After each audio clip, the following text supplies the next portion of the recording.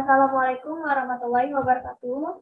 Perkenalkan kami dari kelompok 4 ingin mempresentasikan model pembelajaran di SETS pada materi fluida statis yang beranggotakan Bidadari Soleha per materi 1, Ziva Fauzia per materi 2, Aisyah Jansyah Yusuf per materi 3, Ayu Aulia Asyari per materi 4, Dela Nurdiana per materi 5, Mutiara Ramadan per materi 6, Luma Alfiasti Sultan per materi 7.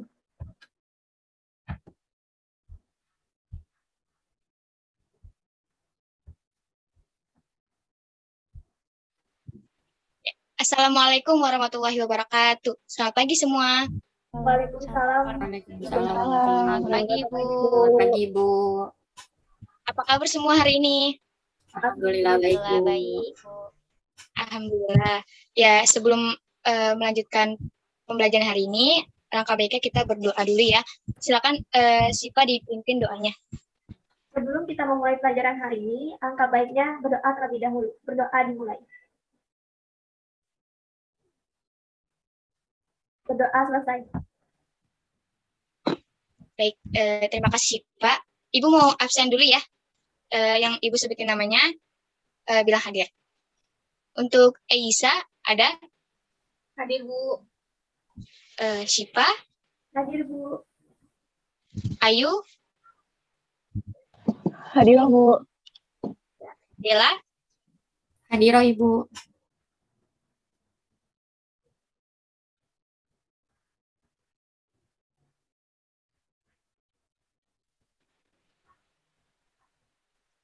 Ada? Dela hadir? Hadir, Ibu. Iya. Mutiara? Hadir, Ibu. Luma? Hadir, Ibu. Ya, alhamdulillah hadir semua ya hari ini. Kita langsung masuk ke materi. Tapi kita kan hari ini ingin belajar tentang fluida statik. Sebelum masuk ke materi, Ibu mau bertanya dulu nih. Ada yang tahu nggak sih apa itu fluida? Saya tahu, Bu. Ya, apa? Fluida itu zat cair yang mengalir, Bu. Ya, betul. Jadi fluida itu adalah, bisa dilanjut slide show-nya.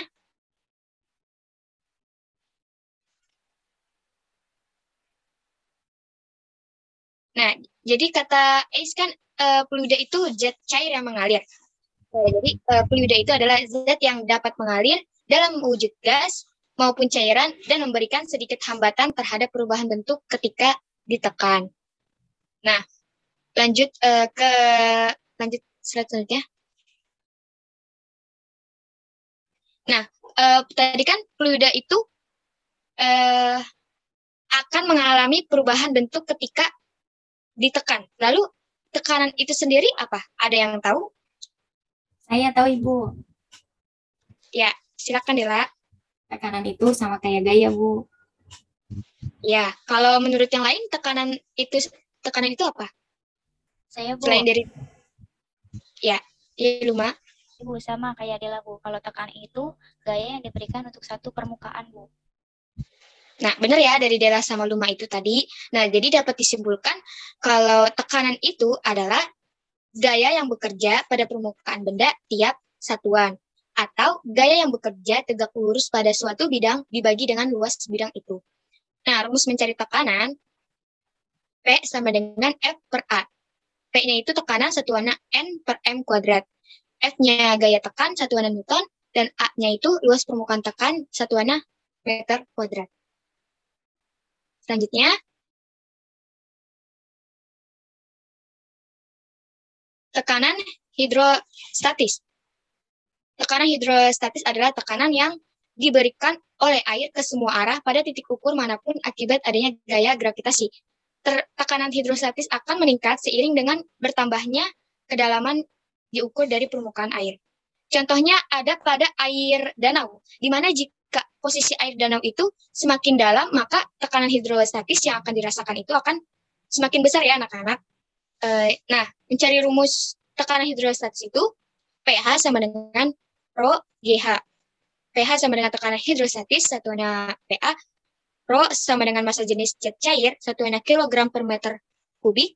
G-nya itu percepatan gravitasi, satuannya meter per sekon kuadrat. Hanya itu kedalaman zat cair dari permukaan, yang satuannya itu M. Selanjutnya, ada hukum hidrostatika. Nah, bunyi hukum hidrostatika itu semua titik yang terletak pada suatu bidang datar di dalam zat cair yang sejenis memiliki tekanan yang sama. Nah, contoh dari mengaplikasikan tekanan hidrostatika ini, ada yang tahu nggak apa kira-kira? Apa ada yang sudah pernah mengalami? Apa kira-kira apa? Cara mengaplikasikan hukum hidrostatika itu? Ya, siapa? Yang berarti. Ya, silakan. Yang saya ketahui ya Bu, ketika saya ikut ayah saya ke tempat cucian mobil, nah itu tuh saat mobil akan dicuci, mobil akan dinaikkan menggunakan sebuah alat. Nah, tapi saya nggak tahu Bu, alat tersebut apa namanya. Nah, coba yang lain. Ada yang tahu nggak nama alat tersebut? Tahu Bu, Ya, apa sih, Pak? namanya pompa hidrolik. Nah, ya betul. Jadi namanya alat pompa hidrolik ya. Tadi Muti, Ya Bu. itu udah benar cara mengaplikasikan hukum hidrostatika. Nah, kita lihat pada gambar tersebut, pada tekanan hidrostatika di titik A sama dengan tekanan hidrostatis di titik B. Mengapa begitu? Karena walaupun tekanan si A lebih besar dari tekanan si B, tetapi tekanan hidrostatisnya tetap akan sama. Jadi seperti itu ya. Nah, selanjutnya,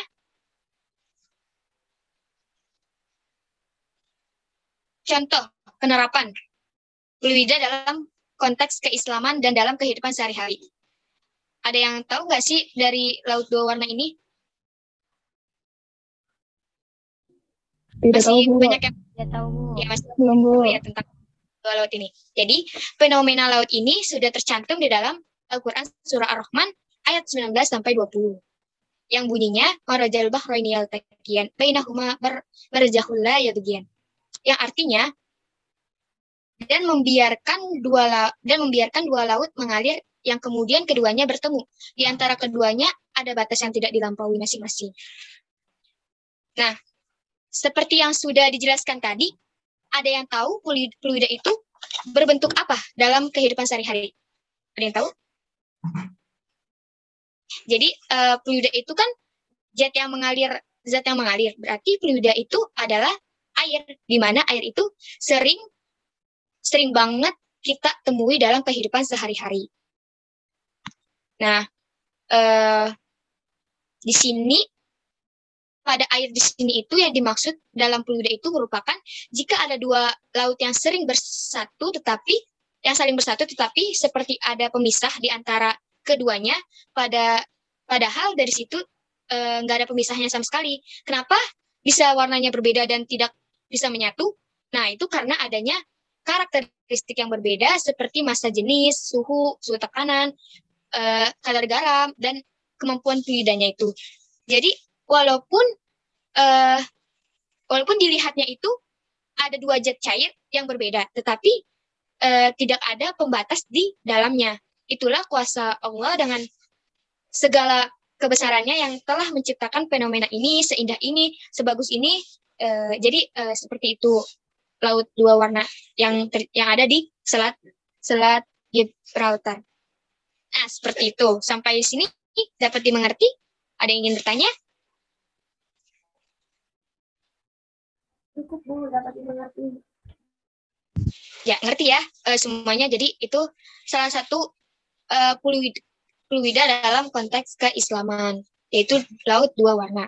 Jadi kesimpulannya itu fluida tidak hanya di dalam fisika saja, tetapi kita juga dapat mempelajarinya dalam Al-Quran, biologis, dan materi-materi lingkungan lainnya. Dan ibu mau anak-anak bisa mengaplikasikannya dalam kehidupan sehari-hari. Seperti yang tadi menyebutkan contoh fluida statik yang ada di sekitar kita. Kayak tadi Muti, pompa hidrolik. Nah, itu air hujan. Terus lautan dua warna yang dan sebagainya ya. Dan Ibu harap semoga pembelajaran hari ini dapat dimengerti dan dipahami sama kalian semua. Dan mohon maaf apabila dalam penyampaian Ibu yang kurang, masih yang ada salah-salah kata, mohon dimaafkan. Cukup sekian ya pertemuan kita hari ini untuk materi fluida statik. Baik, kita langsung tutup dengan doa penutup ya yang dipimpin sama Syifa. Silakan Syifa. Sebelum mengakhiri pelajaran hari ini, agar ilmunya bermanfaat, mari kita berdoa. Berdoa dimulai. Doa selesai. Ya, baik. Terima kasih, Pak. Jadi sekian dari saya. Kita ketemu lagi di lain waktu. Kurang lebihnya mohon maaf. Wassalamualaikum warahmatullahi wabarakatuh. Waalaikumsalam warahmatullahi wabarakatuh. Terima kasih, Bu. Sama-sama.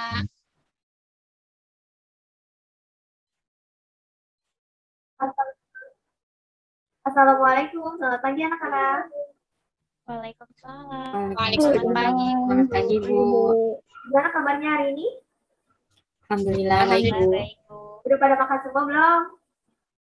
Udah, Ibu. Ya, Bu. Alhamdulillah. Jadi nggak ada yang kelaparan kan ya? Oke, sebelum kita masuk ke materi hukum pas, oh iya.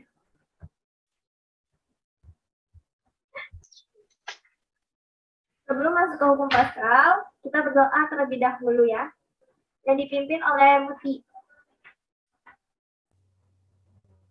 Sebelum memulai pembelajaran, alangkah lebih baiknya kita berdoa terlebih dahulu. Berdoa dimulai.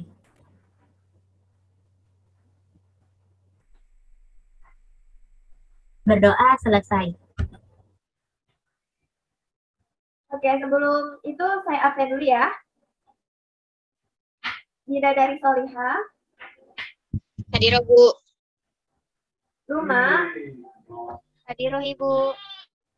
Mutia, Hadiroh Ibu.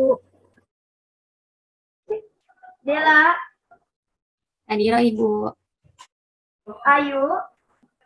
Hadir, Bu. Apakah ada yang belum diabsen? Saya belum, Bu. Siapa? Eiza belum, Bu. Aisyah? Oh iya. Hadir, Bu. Oke, udah semua ya berarti. Udah, Bu. Di sini ada yang tahu hukum Pascal itu apa? Saya tahu, Bu. Hukum Pascal adalah tekanan eksternal yang diberikan zat cair, bukan, Bu? Ya, benar seperti itu. Tapi pengertian yang lebih detailnya, hukum Pascal adalah tekanan eksternal yang diberikan zat cair dalam sistem tertutup diterapkan segala arah dengan sama besar dan tekanan pada setiap titik fluida akan meningkat sebanding dengan tekanan eksternal yang diberikan. Dan pada hukum Pascal itu ada tekanan. Tekanan adalah gaya yang bekerja pada permukaan setiap benda. Rumusnya itu P sama dengan F per A. P adalah tekanan, F itu ada gaya tekanan, dan A itu luas permukaan tekanan. Dan di sini ada yang tahu pengertian lain dari tekanan?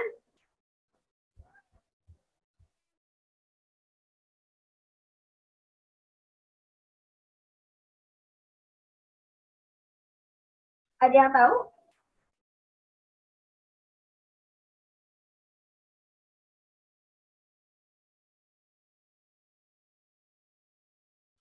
Nggak tahu. Udah, kalau nggak ada yang tahu, berarti udah paham nih sampai sini. Apa itu yang dimaksud tekanan? Kalau udah tahu, kita lanjut ya.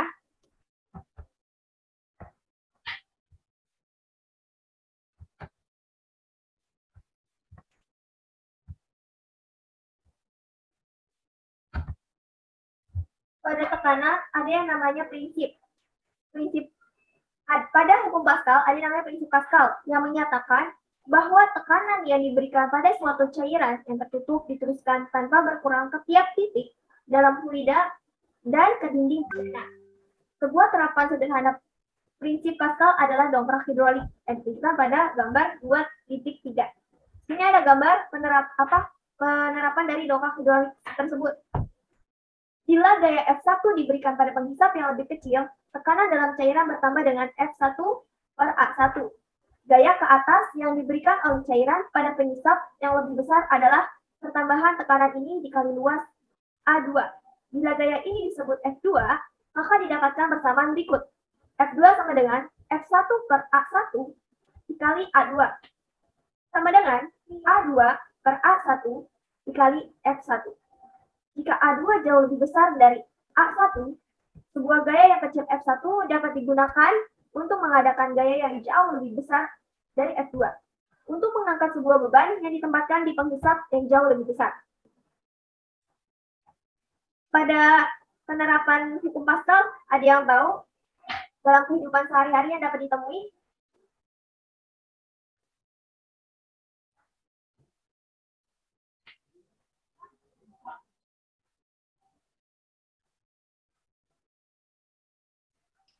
Saya tahu, Bu. Apa ini? Kalau yang saya ketahui, penerapan hukum Pascal dalam kehidupan sehari-hari itu seperti dongkrak hidrolik, Bu. Ya, itu salah satunya. Dan ada juga penerapan hukum Pascal dalam kehidupan sehari-hari seperti dongkrak hidrolik. Dongkrak hidrolik juga itu benar. Terus ada rem piringan hidrolik pada mobil, ada pompa hidrolik ban sepeda juga. Pokoknya yang berkaitan dengan hidrolik statis.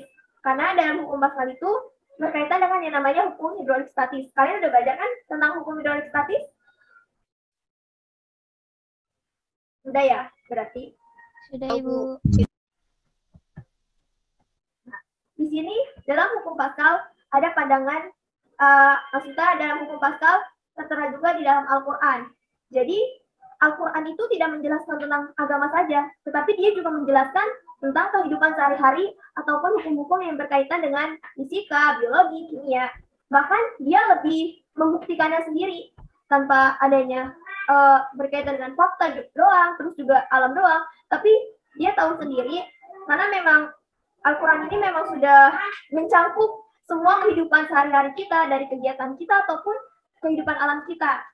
Dan di sini dalam pandangan Al-Quran, hukum Pascal dijelaskan tentang tekanan atau dapat dikatakan juga sebagai fluida yang bergerak atau mengalir, terdapat dalam Quran surat Al-Jathiyah ayat 5 dan 13 dan surat Al-An'am ayat 125 yang menjelaskan tentang tekanan udara dan ketinggian saling berlawanan.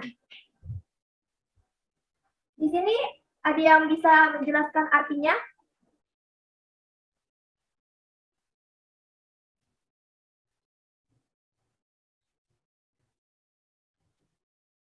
Saya, Bu. Coba Bella bacain artinya. Ayat 5 dan 13. Surat Al-Jathiyah.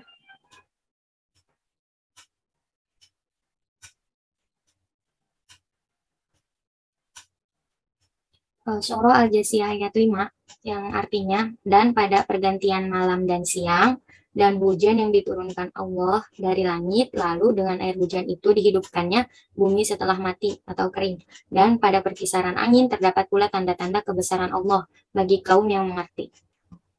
Itu pada ayat 5 ya, Bu? Iya. Pada ayat 13? Selanjutnya pada ayat 13 yang berarti, dan dia menundukkan apa yang ada di langit dan apa yang ada di bumi untukmu semuanya sebagai rahmat darinya. Sungguh, dalam hal yang demikian itu benar-benar terdapat tanda-tanda kebesaran Allah bagi orang-orang yang berpikir. Ya. Itu, Terima kasih, Dela. Jadi memang hukum-hukum yang ada dalam fisika, kimia, dan biologi itu memang sudah tertera dan sudah saling berkaitan dengan Al-Quran, isi dari Al-Quran tersebut. Ya, mungkin di sini ada yang belum mengerti atau yang bisa dijelaskan lagi. Apa udah paham materi ini? Sudah paham, Ibu. sudah, Bu. Penjelasan saya cukup sampai di sini. Kurang lebihnya mohon maaf ya. Misal ada kesalahan, sebelum kita menutup pelajaran, sebaiknya ditutup dulu dengan doa. Silakan. Rumah. Baik, teman-teman, sebelum kita mengakhiri pelajaran, sebaiknya kita berdoa. Berdoa dimulai. Berdoa selesai. Terima kasih kepada Rumah. Wassalamualaikum warahmatullahi wabarakatuh. Waalaikumsalam warahmatullahi Terima kasih, wabarakatuh. Bu. Terima kasih, Bu. Sama.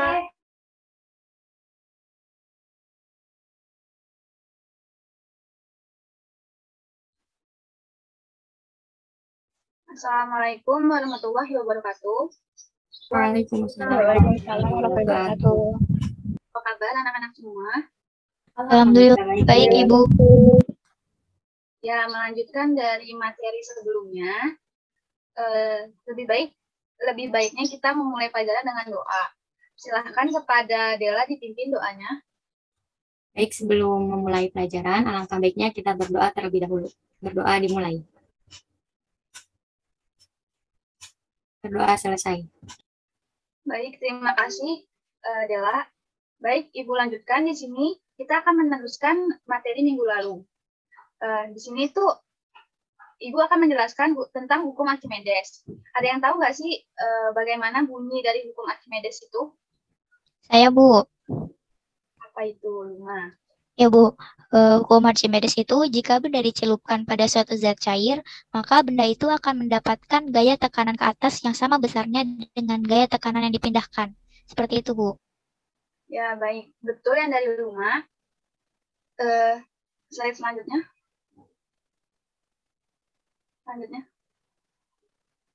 Ya, jadi bunyi dari hukum Archimedes yaitu suatu benda yang dicelupkan sebagian atau seluruhnya ke dalam fluida akan mengalami gaya ke atas yang besarnya sama dengan berat fluida yang dipindahkan oleh benda tersebut. Jadi hukum Archimedes itu menjelaskan hubungan antara gaya berat dan gaya ke atas pada suatu benda yang dicelupkan pada fluida. Lalu setelah itu sebelumnya. Nah, hukum Archimedes ini itu ada 3 penerapannya. Ada yang tahu nggak penerapan hukum Archimedes itu posisinya bagaimana saja? Saya tahu, Bu. Ada 3 ya, Bu. Ada ya tenggelam, mengapung.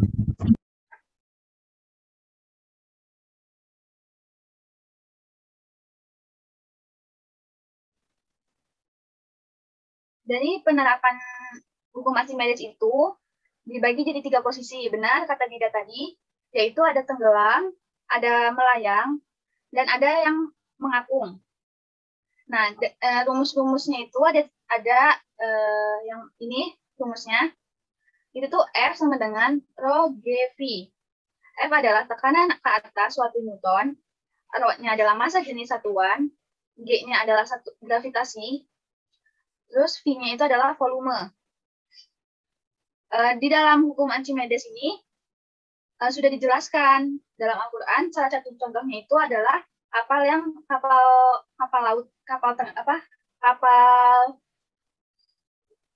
laut deh pokoknya gitu. Itu tuh sudah disinggung dalam Al-Quran. Maaf, slide selanjutnya. Sudah disinggung dalam Al-Quran pada surat Al-Jasiyah ayat 12. Yaitu Allah lah yang menentukan lautan untukmu agar kapal-kapal dapat berlayar di atasnya dengan perintahnya dan agar kamu dapat mencari sebagian karunia-Nya dan agar kamu bersyukur. Nah, di sini tuh maksudnya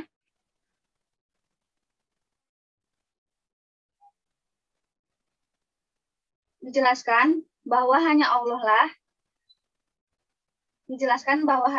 lah yang dapat menentukan lautan agar kapal-kapal berlayar. Kapal-kapal dapat membawa keperluan manusia yang dibutuhkan oleh manusia dengan izin dan kuasanya, agar manusia dapat mencari karunia Allah yang berupa hasil lautan, supaya manusia bersyukur. Di sini Allah menunjukkan kekuasaannya kapal yang sangat berat dapat tenggelam, mengapung, dan melayang sesuai izinnya. Nah, selanjutnya ada contoh-contoh posisi penerapannya pada kapal selam. Maaf, slide selanjutnya. Nah, ini keadaan pada saat kapal tenggelam.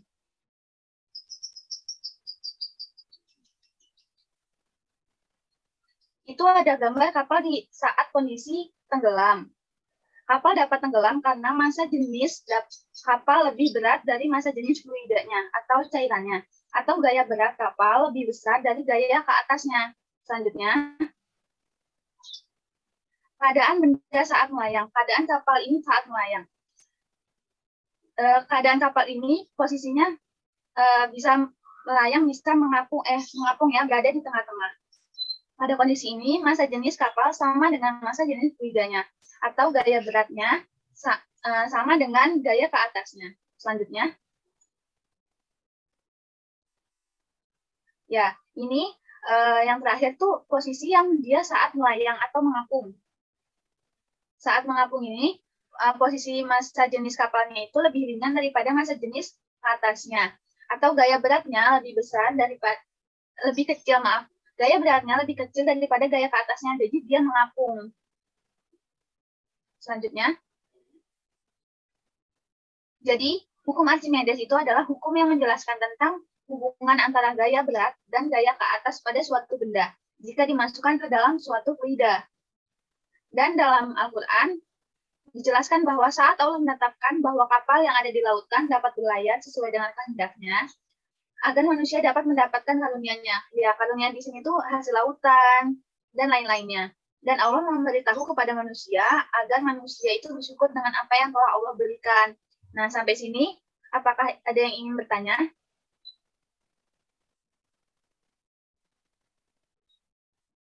Melayang. Tidak ada, Ibu. Sudah paham. Cukup? Udah jelas, Bu. Cukup, Bu. Baik. Sebagai penutupnya, kita lanjutkan minggu depan sebagai penutupnya. Silahkan berdoa dulu. Tolong dipimpin Mutiara. Sebelum kita menutup absen, Oh, iya. Absennya, Bu. Lupa. Yaudah, kita absen dulu ya. Maaf tadi di awal, berarti kita absen di akhir. Baik, Di absen Bu. yang hadir, tolong jawab hadiroh. Ya, kita absen dulu ya. Siva ada, halo Ibu. Mutiara, Hadir, Bu. Ruma, Hadir, Ibu. Ayu, Hadir, Ibu. Dela, Hadir, Ibu. Bidadari. Tidak, Bu. Nah, semua hadir ya semuanya. Ya, Bu. Baik, untuk materi hari ini cukup sekian. Kurang lebihnya Ibu mohon maaf. Assalamualaikum warahmatullahi wabarakatuh. Hadir, Bu. Waalaikumsalam. Waalaikumsalam. Terima kasih, Bu. Sama.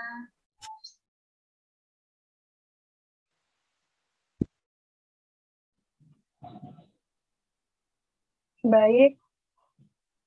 Assalamualaikum warahmatullahi wabarakatuh. Waalaikumsalam warahmatullahi wabarakatuh. Bagaimana nih kabarnya kalian? Baik. Alhamdulillah, baik, Ibu. Sebelum mulai ke materi, alangkah baiknya kita berdoa dulu. Dipimpin oleh Dela. Dipersilahkan, Dela. Baik, sebelum mulai pelajaran, alangkah baiknya kita membaca doa terlebih dahulu. Berdoa dimulai. Doa selesai. Terima kasih, Dela. Selanjutnya absen ya. Dida hadir. Hadir, Bu. Ayus, Hadir Bu. Siva, Hadir Ibu. Mutiara, Hadir, Ibu.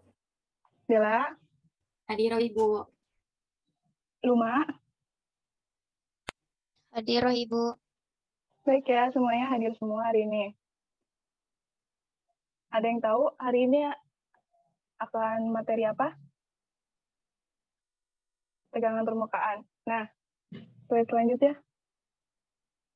Ada yang tahu apa itu tegangan permukaan?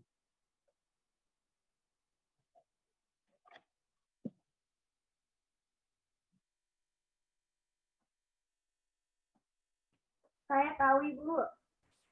Ya, boleh. Tegangan permukaan itu salah satu sifat fisis yang merupakan ciri-ciri suatu zat cair dan membedakannya dengan cair lainnya. Ya, benar kata dari Siva. Pengertian dari tegangan permukaan itu salah satu sifat fisis yang merupakan ciri khas suatu zat cair dan membedakannya dengan cara zat cair yang lainnya. Nah, di tegangan permukaan ini ada dua macam. ada 2 macam gaya antar partikel zat. Ada yang tahu? Ada berapa? Saya, Bu. Boleh, Putih? Ada berapa? Ada 2 macam, Bu. Adesi Iya. dan kohesi, Bu. Iya, benar. Lalu ada yang bisa jelasin apa itu adesi dan kohesi? Saya, Bu. Ya, boleh. Adesi itu gaya tarik-menarik antara 2 molekul yang tidak sejenis. Sedangkan kohesi itu adalah gaya tarik-menarik antara 2 molekul yang sejenis, Bu. Ya, benar. Pengertian adesi dan kohesi, benar kata dari Luma ya. Oke, lanjut. Ada yang tahu contoh dari pengaplikasikan tegangan permukaan?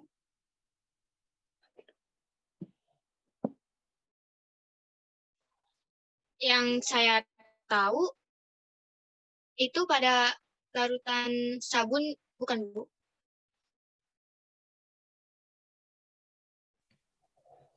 Ya, benar kata siapa tadi? Contoh dari pengaplikasikan tegangan permukaan itu pada larutan sabun. Nah, ada yang tahu nggak surat Al-Quran yang menjelaskan tentang tegangan permukaan air? Saya tahu, Bu. Apa tuh? Pada surat Ar-Rahman ayat 19 sampai 20, Bu. Ya, benar. Seperti yang telah dijelaskan dalam Al-Quran surat Ar-Rahman ayat 19 sampai 20.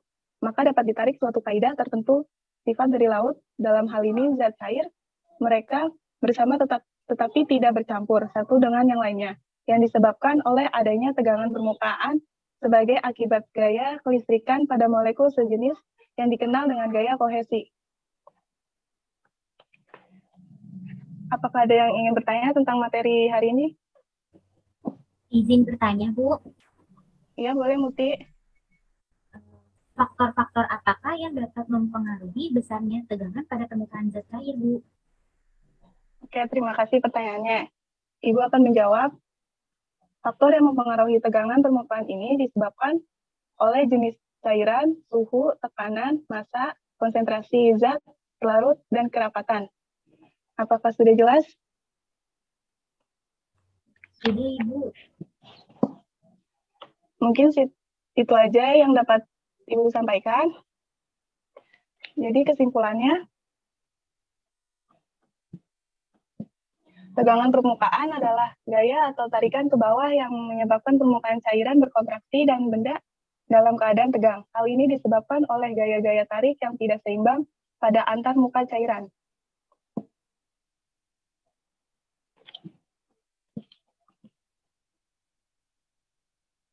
Apakah ada yang mau bertanya lagi atau sudah jelas? Sudah, Bu. Sudah jelas, Ibu. Mungkin cukup sekian materi hari ini. Bisa ditutup dengan doa yang dipimpin oleh Luma. Silakan, Luma. Baik, teman-teman, sebelum kita mengakhiri pelajaran hari ini, sebaiknya kita berdoa terlebih dahulu. Berdoa dimulai. Berdoa selesai. Terima kasih, Luma. Lalu, kurang lebihnya, mohon maaf. Wassalamualaikum warahmatullahi wabarakatuh. Waalaikumsalam warahmatullahi wabarakatuh. Baik, bismillahirrahmanirrahim. Assalamualaikum warahmatullahi wabarakatuh. Waalaikumsalam warahmatullahi wabarakatuh. Selamat siang anak-anak. Apa kabar hari ini? Ya, Bu, alhamdulillah baik. Baik. Alhamdulillah. Sebelum kita memulai pelajaran, alangkah baiknya kita membaca doa terlebih dahulu yang akan dipimpin oleh Ais. Silakan, Ais. Baik, Ibu. Sebelum kita memulai pelajaran lebih baik kita berdoa dulu. Berdoa dimulai.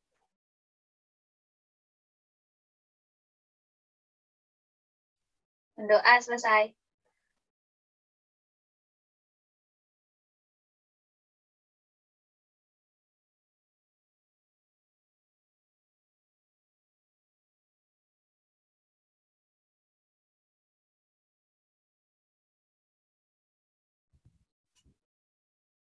Baik, sebelum masuk ke materi, Ibu absen terlebih dahulu ya. Syifa Fauzia, Hadiroh, Ibu. Mutiara Ramadan, Hadiroh, Ibu. Aisyah Jansah, Hadiroh, Ibu. Luma Alfiasti, Hadiroh, Ibu. Ayu Aulia, Hadir, Bu. Bidadari Solihah.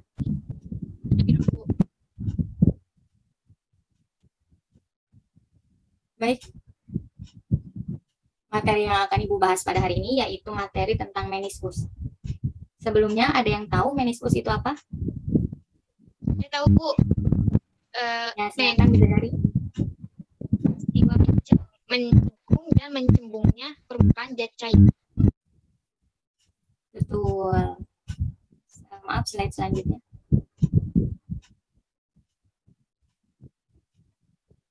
Lanjut lagi.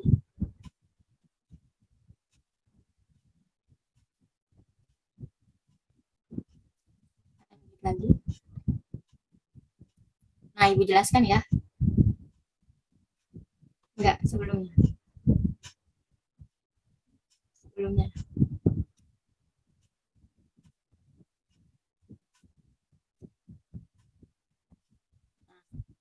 Baik, meniskus itu adalah peristiwa mencekungnya atau mencembungnya permukaan zat cair. Berdasarkan bentuk permukaan zat cair, meniskus dibagi menjadi dua, yaitu ada meniskus cembung dan ada meniskus cekung. Nah, meniskus cembung itu adalah F adhesi, itu lebih kecil daripada F kohesi. Contohnya, apabila air raksa berada di dalam tabung reaksi, maka pada permukaannya akan berbentuk cembung. Air raksa tidak membasahi dinding kaca.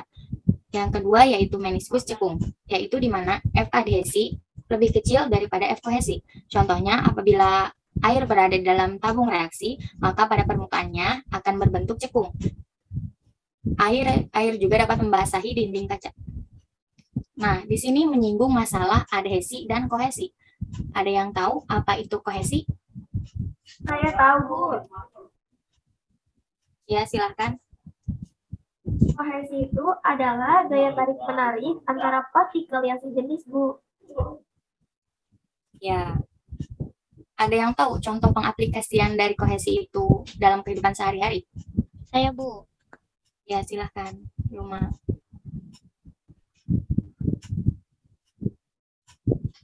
Contohnya itu oli tidak akan bersatu dengan air ketika ditaruh dalam wadah yang sama, Bu. Ya, betul. Maaf, slide selanjutnya. Ibu bahas ya. Kohesi ini didefinisikan sebagai gaya tarik-menarik antar partikel yang sejenis. Kohesi ini dipengaruhi jarak antar partikel serta kerapatan suatu zat. Gaya kohesi pada zat lebih kuat jika dibandingkan dengan zat cair ataupun gas.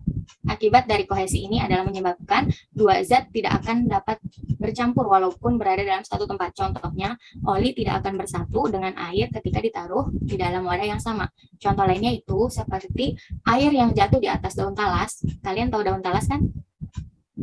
Pasti air itu tidak akan bisa bersatu. Daun talasnya itu tidak bisa menyerap air itu. Pasti akan tergelosor. Tuh, ya. Nah, dijelaskan masalah tentang kohesi sekarang yaitu adhesi. Siapa yang tahu adhesi itu apa? Silakan yang tahu. Saya, Bu. Ya, silakan Ayu. Gaya antar partikel yang berbeda jenisnya, Bu. Iya, betul. Nah, kira-kira adhesi itu bisa diaplikasikan dalam kehidupan sehari-hari itu di dalam apa ya? Siapa yang tahu? Saya, Bu. Ya, silakan Muti. Misalnya kopi yang bercampur dengan air, Bu. Ya, terima kasih jawabannya Muti. Sedikit Bu jelaskan ya tentang adhesi itu. Adhesi didefinisikan ialah sebagai gaya tarik-menarik antar partikel yang berbeda jenis. Kalau tadi kohesi yang sama jenisnya, kalau adhesi itu yang berbeda jenisnya. Akibat adanya gaya adhesi ini akan dapat mengakibatkan dua zat melekat bila dicampurkan. Contohnya, bercampurnya kopi dalam air. Nah, misal kita itu buka kopi, terus kita siram pakai air. Itu kan dia nanti larut kan zatnya. Betul tidak? Iya, Bu, betul. Betul, Ibu. Ya, slide selanjutnya Luma. Nah, di sini sebagaimana Allah menjelaskan dalam surah Ar-Rum ayat 48 yang artinya Allah lah yang mengirimkan angin, lalu angin itu menggerakkan awan dan Allah membentangkan di langit menurut yang Dia kehendaki dan menjadikannya bergumpal-gumpal, lalu engkau lihat hujan keluar dari celah-celahnya. Maka apabila Dia menurunkannya kepada hamba-hambanya yang Dia kehendaki, tiba-tiba mereka bergembira. Jadi di sini itu menjelaskan tentang tahap pertama bahwa Allah itu yang mengirimkan angin, partikel-partikel yang membentuk awan dengan mengumpulkan uap air. Nah, tahap keduanya itu, lalu angin itu menggerakkan awan, dan Allah membentangkan di langit menurut yang dia kehendaki, dan menjadi bergumpal-gumpal. Awan berbentuk dari uap air yang mengembun di sekitar kristal-kristal garam atau partikel debu di udara. Tahap ketiganya, lalu kalian lihat nih, hujan itu keluar dari celah-celahnya. Maka apabila hujan itu turun, partikel-partikel air yang mengelilingi kristal garam dan partikel debu mengental dan membentuk tetesan-tetesan hujan, sehingga tetesan-tetesan tersebut lebih berat dari udara. Jadi ini itu menjelaskan tentang terjadinya hujan. Sampai sini paham tidak? Paham, Bu. Ada yang mau ditanyakan?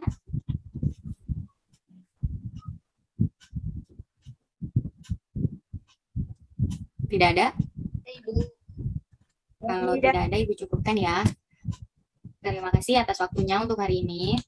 Mohon maaf apabila masih banyak kekurangannya. Kita bertemu insya Allah di minggu depan. Ya, sebelum kita menutup, alangkah baiknya membaca doa yang akan dipimpin oleh Ais. Silahkan Ais. Sebelum mengakhiri pelajaran, lebih baik kita doa dulu. Doa dimulai.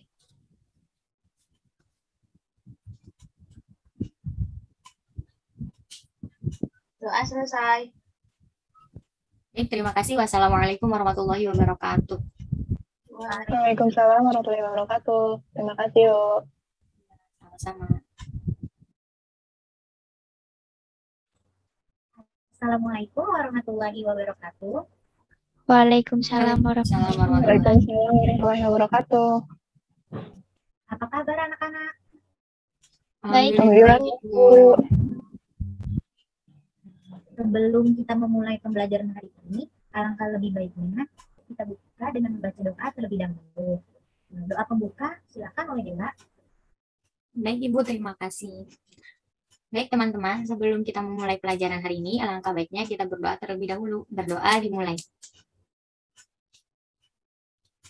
Berdoa selesai.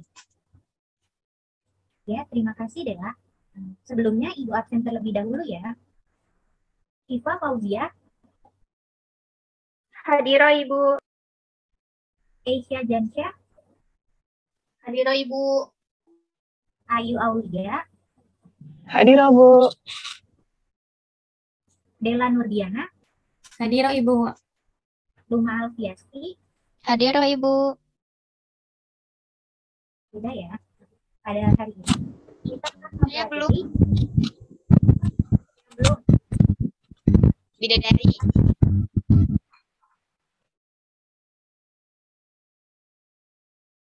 ya bidadari Salihah. Iya.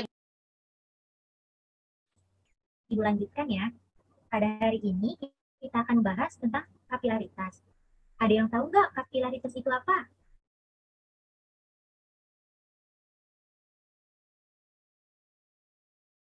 Saya Ibu tahu Ibu. Iya, silakan Uma. Kapilaritas itu masuknya zat cair melalui celah Ibu. Ya, terima kasih. Jawabannya hampir mendekati benar. Ibu jelaskan ya, kapilaritas atau disebut juga gaya kapiler adalah gejala atau peristiwa meresapnya zat cair melalui celah-celah sempit atau pipa kapiler. Selanjutnya,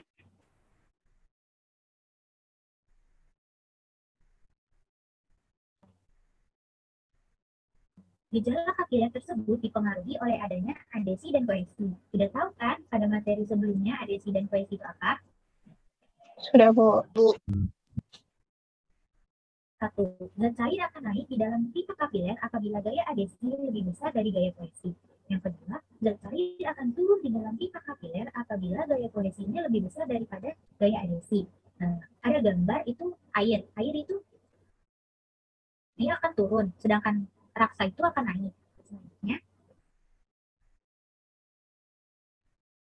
ada yang tahu nggak rumus kapilaritas itu bagaimana? Tidak Ibu.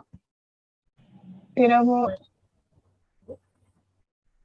Rumus kapilaritas itu H sama dengan 2 gamma cos theta per rho GR.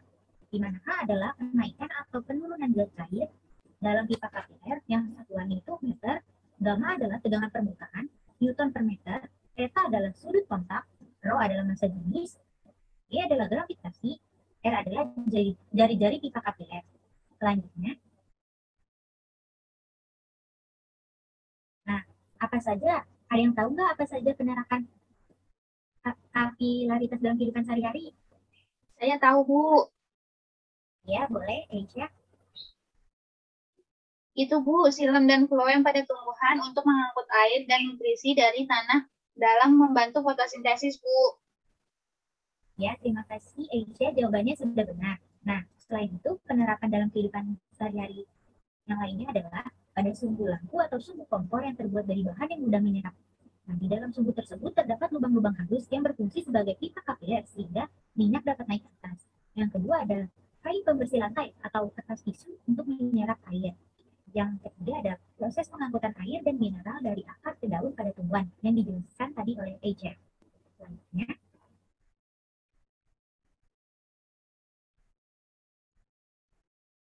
nah, ayat Al-Quran tentang kapilaritas. Kapilaritas berperan penting bagi perjalanan air dan zat bergizi dari akar ke daun melalui pembuluh silem dan floem. Nah, pada tulisan Harfiahnya di buku keajaiban Al-Quran dijelaskan bahwa tumbuhan dapat mendapatkan kebutuhannya dari air hujan yang meresap dari tanah sehingga tumbuhan bisa tumbuh subur. Nah, di dalam Al-Quran dijelaskan pada Quran surat Al-Furqan ayat 48 dan 49 yang artinya agar kami menghidupkan dengan air itu negeri atau tanah yang mati dan agar kami memberikan minum dengan air itu sebagian besar dari makhluk kami, binatang-binatang ternak dan manusia yang banyak. Jadi, kapilaritas ini berperan penting pada tumbuhan dan pada manusia. Selanjutnya,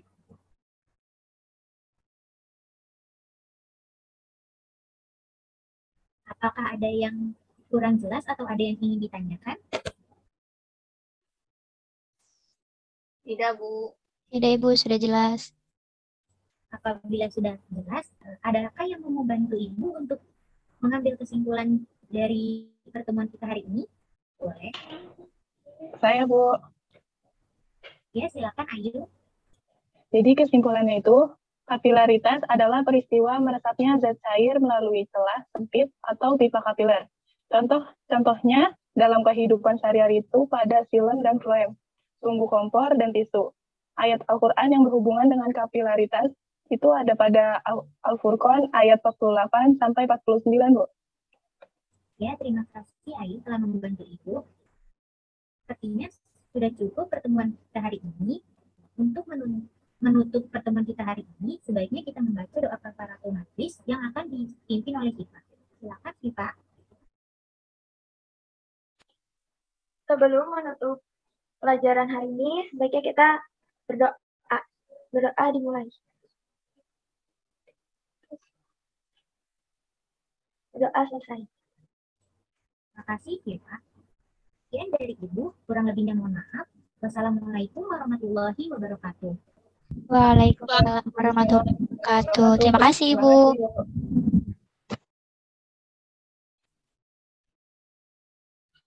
Oke, Assalamualaikum warahmatullahi wabarakatuh. Waalaikumsalam warahmatullahi wabarakatuh. Ya, anak-anak, sebelum kita memulai pelajaran pada hari ini, sebaiknya kita berdoa terlebih dahulu ya. Bisa dipimpin oleh Dela untuk berdoa. Baik, Ibu. Baik, teman-teman, sebelum kita melanjutkan pelajaran, alangkah baiknya kita berdoa terlebih dahulu. Berdoa dimulai. Berdoa selesai. Ibu. Ya, terima kasih Dela. Sebelum memulai pelajaran, Ibu absen terlebih dahulu ya. Ayu ada? Hadir, Bu. Bidadari? Hadir, Bu. Dela? Hadir, Ibu. Aisyah? Hadir, Ibu. Mutiara? Hadiro Ibu. Siva? Hadiro Ibu. Baik, semuanya hadir ya. Untuk selanjutnya kita akan belajar viskositas. Sebelum masuk ke PPT Ibu, ada yang tahu apa itu viskositas? Saya, Bu. Ya, Muti, silakan. Viskositas adalah ukuran resistensi suatu aliran. Ya, benar ya. Viskositas itu Nah, sekarang Ibu lebih diperjelas ya. Viskositas adalah ukuran resistansi terhadap aliran yang diberikan cairan saat mengalami tegangan geser. Atau kita biasa sebut juga itu tingkat kekentalan suatu cairan ya, seperti itu. Nah, penerapan viskositas contohnya itu adalah darah. Darah adalah cairan vital yang mengirimkan nutrisi penting, terus berfungsi membuang produk limbah, melawan infeksi, dan menyembuhkan luka. Lalu, ayat yang menjelaskan tentang peredaran darah itu adalah di dalam surat Qaf ayat 16 yang berbunyi walaqad khalaqnal insana wa na'lamu ma tuwaswisu bi nafsuh wa nahnu aqrabu ilaihi min jabalil warid, yang artinya dan sesungguhnya kami telah menciptakan manusia dan mengetahui apa yang dibisikkan oleh hatinya dan kami lebih dekat kepadanya dari urat lehernya.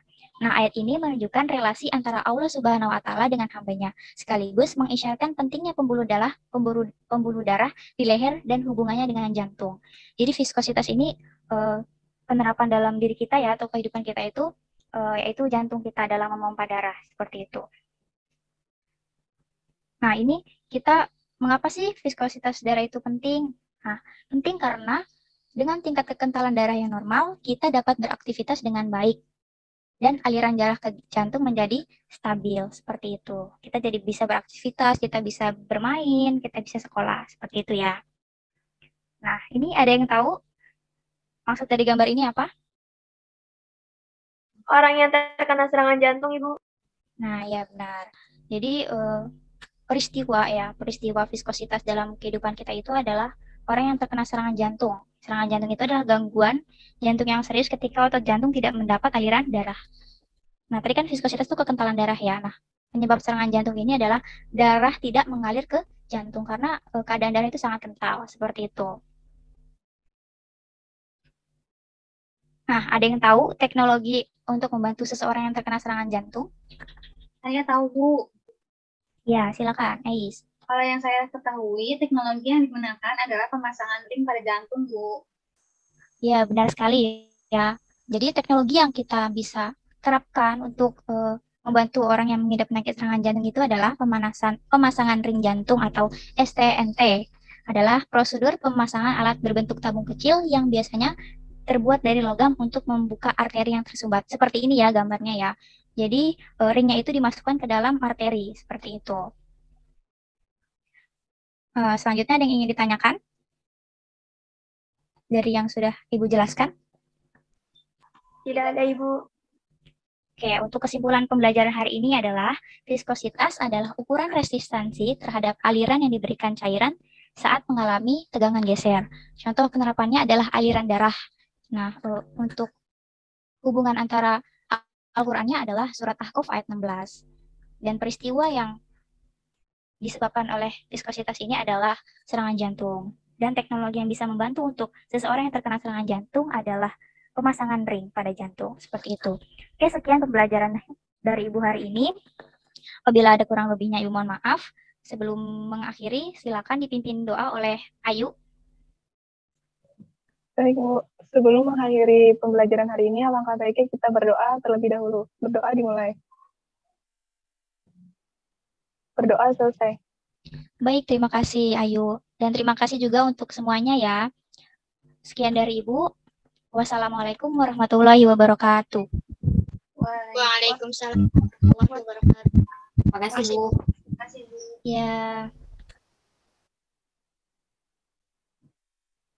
Sekian presentasi dari kelompok 4. Kurang lebihnya mohon maaf. Wassalamualaikum warahmatullahi Warahmatullahi wabarakatuh.